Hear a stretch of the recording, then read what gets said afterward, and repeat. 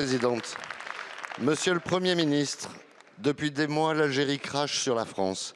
Après avoir enfermé Boualem Sansal, après avoir engagé des influenceurs pour semer le chaos, après avoir renvoyé ses agents de haine à la France après leur expulsion, l'État voyou algérien a encore renvoyé ces dernières heures un Algérien sous OQTF expulsé par la France.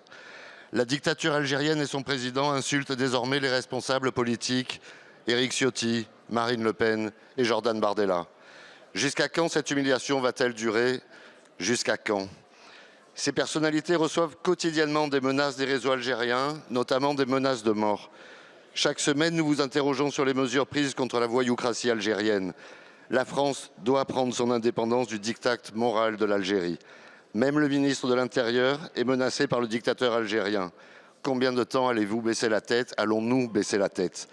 Jusqu'où accepterez-vous l'ingérence d'une dictature qui oublie ce qu'elle doit à la France?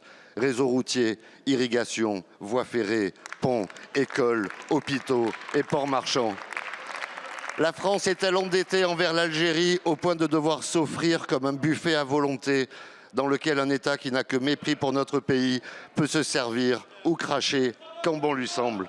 Le divorce est consommé depuis plus de 60 ans. Mettons fin à la pension mémorielle des accords de 68. Nous vous le demandons encore une fois. Allez-vous sortir de l'accord de 68?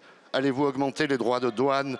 Allez-vous révoquer les visas, notamment des officiels algériens? Allez-vous couper l'aide au développement?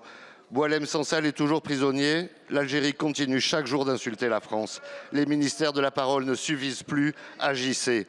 Demain, les fatwas remplaceront les influenceurs et il sera trop tard. Je vous remercie. Merci beaucoup.